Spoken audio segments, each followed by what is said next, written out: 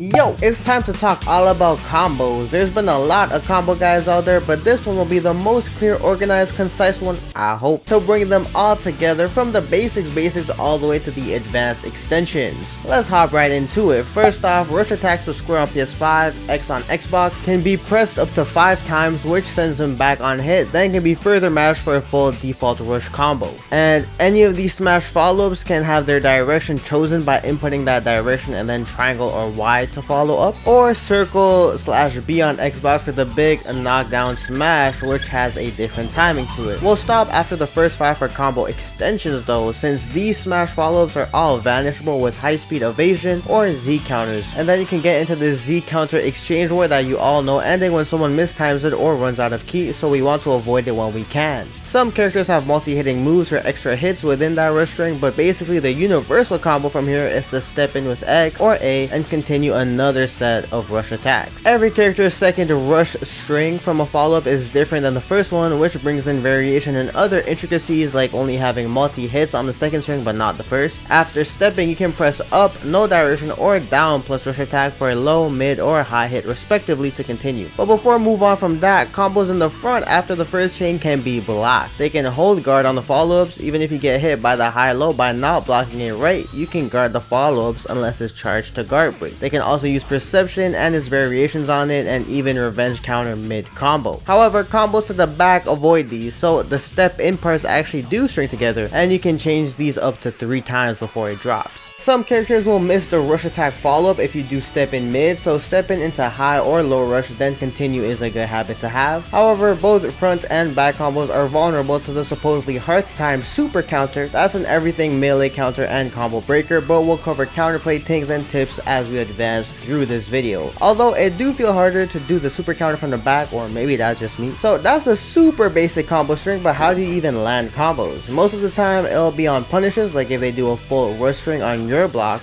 or with things in front of you. This ain't a pressure guide, but when they're blocking in the front, you can mix in down triangle for a low sweep called a grand slash, needing to be partially charged to hit low to force them blocking in the low direction. Some rush chains like flying kicks or steps to get highs need to be guarded up. Charge attacks can break guard like a lift strike with up triangle whenever, or step in charge attacks, and they need to block in the right direction. The key rush chains to take note of are heavy finish and rolling hammer that both need to be blocked mid to avoid guard breaks. Key blast cannon and blaster waves even halfway can also break guards as well, and we'll cover these rush chains in a bit, just remember these for later. Getting your guard broken a lot reduces your ki, and when you run out of that, you'll be put in a fatigued state, which we see often after boosted clash scenarios that leave you vulnerable until we recover your ki back. If you block these charge attacks in the right direction, you can punish them as well because of this knockback. There are also perfect smashes and grabs that can't be blocked, which have advanced combo extensions we'll see soon. Grabs can be teched with a block though, and all of these can layer in with each other after steps in the front, like varying step charge attacks, step grabs, perfect smash, or step rush chain with triangle or Y after a step, as some characters have these stronger ones that come out here. We want to maximize getting behind them, whether it's with baits, neutral placements, tools like vanish assault, or well placed Z burst dashes, and of course the highly effective sidestep, which I have a whole video on already. And speaking of neutral placement, pressing square plus block for high rush speed can also let you teleport around, although counterable. Besides that, you also have your counters to get you hits, but those are your main ways to begin combos besides resets and other advanced patterns. Now that we know basic combo strings and when to combo, let's talk about combo extensions. So we need to cover rush chains. By pressing triangle or Y at 4 different points in the rush attack, you get different rush chains, all with unique names.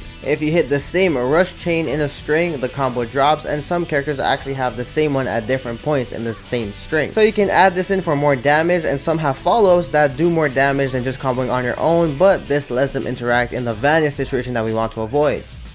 Some are also blockable or avoidable in the string. The non-available ones include flying kicks, which strings in the front as a high, whereas key blast cannon and blaster wave can be inconsistent at the front but still non-available true string from the back. Benefit of key blast cannon and blaster wave is that just pressing rush attacks leads to a combo too, even if you whiff the first hit, so it can act as like a 4th string. And other useful charge ones to break guards have been shown earlier, where some characters have those ones after their step by pressing their step plus triangle or Y to get an opening. Rolling hammer in specific and help turn them around to get a bad combo going too, but this is very fake as a mid block, and when it's charged to break guards, it doesn't flip them around, so it's not as strong as we expected. In general, there is some skilling in this game where rush chains deal more damage later in the string on the third set of rush attacks. Those that only have one non-evadable chain can't do as much and deal less damage, some don't have any, and others just do more damage because they're stronger stats wise. Universally, lift strike can be comboed with just X or A to jump and continue, although counterable when done in the front, but the combo changes where you can't do step extensions in the air, and pressing triangle or Y here for rush chains actually lead to a downward smash whenever in the string, so it's quite limited. Grand Slash can be further uniquely followed up with a grab, needing to delay this grab timing, leading to a grounded throw extension, although it doesn't work when you're behind them. On any of your straight hits like vanish assaults, grabs, etc., you can simply follow up with triangle as we discussed before, but there are better confirms I will see soon. But on some of them, like after Sonic Sway, you have a better situation with just X or A to dash in for pressure after. If you knock him to the ground, you can further extend with your charge attacks or the ground throw, although these are counterable. And before we get more advanced, let's talk about landing your supers. When the combo drops here at the end or after 2 rush chains, you put them in a knockdown state where doing a super still combos as they can't block. With knockbacks or grabs, it may actually not always consistently land and get blocked depending on different characters, supers, and body positions, but the timing for them to recover and block can be tricky anyways, so supers after knockback is still an option, just not as strong after the knockdown. Some supers have range limitations which need to be set up differently, like a Grand Slash into it, but the thing is in this game you can high speed evade, so vanish all the supers even on the combos. Now all supers do have different timings, but if you do them super early or close like after Sonic Sway into an unblockable super, there's a trick where you press and hold block halfway through their animation and it auto evades it. But to counter this, simply delay these supers after the knockdown situation since you do have time even as they fall down. You have a lot of time from the time they start falling down to the time that they reach the floor, so you have a lot of timing variability there as well. And this just helps to make it harder for them to time their vanish to your super. This can be nice to pair after Grand Slash or try adding grab with a Grand Slash and even repeating rush chains for an early knockdown to vary timings around. Knockbacks can be risky, so make sure to check that in the lab with your characters, but stick to the Grand Slash and the knockdowns. The explosive wave supers have the added benefit of being multi-hit, so if they vanish the first one, they need to accurately time the vanishes to all the other hits as well. Now that's about everything to complete your starter pack, but let's get more advanced. First off, let's cover how to deal with common defensive tactics like wall sense, after image strikes, and armor. So for armor, whether it's a state or DP differences, slightly charge your rush attacks to make them flinch, in which you can combo after. Charging them to the max smashes them away, partial charges keep them still for a full combo. You also get stagger hits in with rush chains, and when you're in sparking mode with the max key, so use that to your advantage. There's after image strike that costs 3 skill counts and allows automatic evasions. Characters that have this include GT based Goku, Teen Goku, Kid Gohan, Krillin, Super Vegito, Videl, Master Roshi, Pan, Deborah, Zamasu, so look out for it specifically when fighting these characters. Now the counterplay is it lasts 15 seconds where key blasts and grabs work, but if they end up vanishing you by surprise, you can press block as soon as you see it for a counter vanish of your own and try to draw the timer out. Make sure to look out their skill counts as soon as it goes down by 3, that's how you'll know that they use the after image strike. Wall sense is similar but only evading 1 hit with a smash follow up, so it's easier to manage. These techniques should be mostly used against random straight supers, but people be abusing them online. Okay, now for some more confirms. Key blast can inconsistently lead into combos, but for other straight hits, how do we maximize them without the basic follow-ups? There are 2 techniques. A universal one with a drag and dash cancels. This is by pressing a direction into X or A for a drag and dash follow-up on smash hits, and once the direction of the dash changes, you press it again to cancel the dash, one more time to dash in and partially hold a rush attack to finally hit them. The direction you dash doesn't matter, but if you go up, for example, when he comes down, you can cancel the drag and dash into the reset. That's when you time it. This timing is super tight if they recover to make sure your combo actually strings together, but if they don't recover, you actually have to hold it longer to land. This can be great to extend, but the issue is that you usually land in front of them, so after the first rush chain, you have to go into that mixed mind game. But sometimes after counters and such, you can land behind them. Another way is with a Z burst dash flanks. After neutral right or left smashes, you can hold key charge slightly so it comes out for a bit, then Z burst dash with key charge into X or A twice. Make sure you don't press it too fast though or it won't register. This is an easier trick to get right behind them, although it can be less consistent than the Dragon Dash's manual timings that let you adjust. Another issue is on the down or up smashes. You need to do a delayed dash to the right or left and then Z burst dash.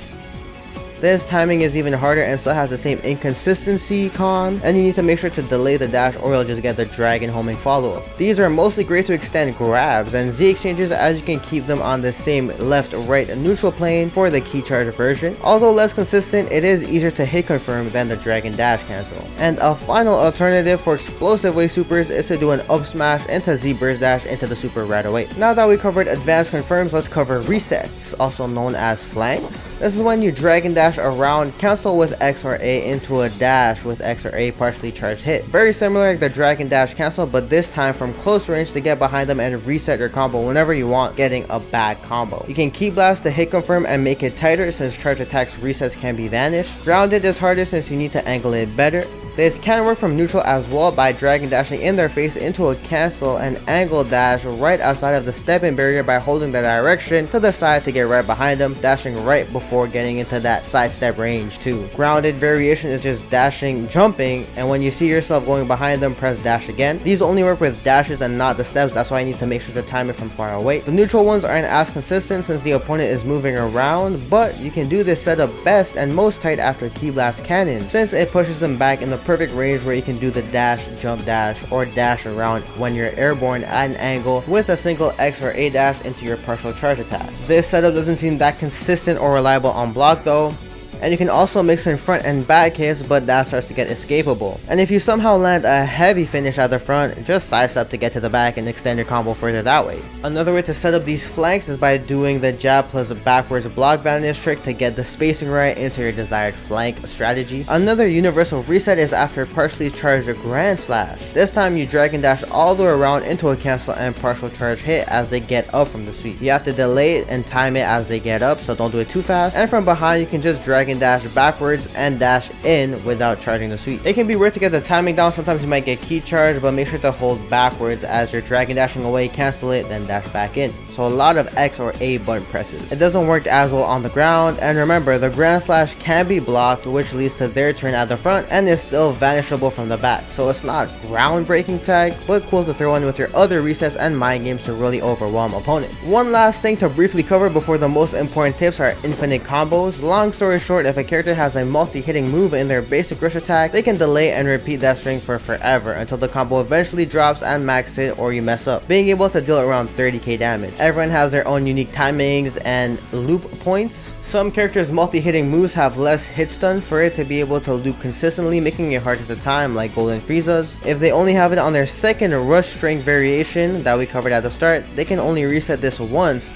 since it'll bring them back to their first non-loopable string afterwards. Whoa, this is broken! Not really. The longer the combos are, the more chances you give them to super counter or use their skills, and the timings aren't that easy anyways. Even in sparking mode where you mash square behind them, if someone is mashing super counter, it'll come out eventually. People who time super counters are at an advantage, but just remember that the longer your combos go on for, the more likely they'll actually land their super counter. So the last key is to actually disregard these super long extensions. The basic 3 rush string with a rush chain should be more than enough to have as your max combo goal, or shorten it even more to 1 or 2 strings and layering your rush chains from there. This is where the grand slash or repeating rush chains on purpose come in nicely, since you can shorten your combo extra short to knock them back and focus on landing your supers to maximize the damage while minimizing their counterable window. The less time you give them, the less likely they'll actually be able to break free. Unless that extra long combo is necessary for you to kill, or you're not afraid to risk it since maybe they've shown that they're not good at super counters, or if they're in that fatigued state that we spoke about earlier, but that's rare. Lastly, to end it off is more about super counterplay, and that's baiting it. When comboing them at the front, simply stopping to reset won't help since super counter input leads to a square punch anyway, as it's forward plus square. So stopping your combo early into sidestep could help them miss their punch on purpose, since you know that that punch is going to come out if you're mashing super counter, and make your way to their back where the window is tighter and you can get better combos. Once you're on their back, it's a bit easier to bait it out, like delaying so you get key blast mixed into your string since they can't super counter that. And if they start pressing block to turn around, you can add in side steps or grabs to really layer your timings around. You can even alternate rush change by charging charging the non-available ones to mess up with their timings more, makes the low sweep with overhead options, or stop your combos and do charge hits of your own like perfect smash into the extensions that we've shown before, just alternating around with different resets to overwhelm them and prevent them from getting timings down. At the end of the day, this game doesn't have as much combo depth or importance as actual fighting games like Dragon Ball FighterZ, which can be disappointing, but these constant interactions and neutral gameplay further adds on to the competitive PvP experience that you may get, and is where the most fun in Sparking Zero lies. I hope you found this complete combo guide to be useful, and I hope to see y'all around in the future. Peace.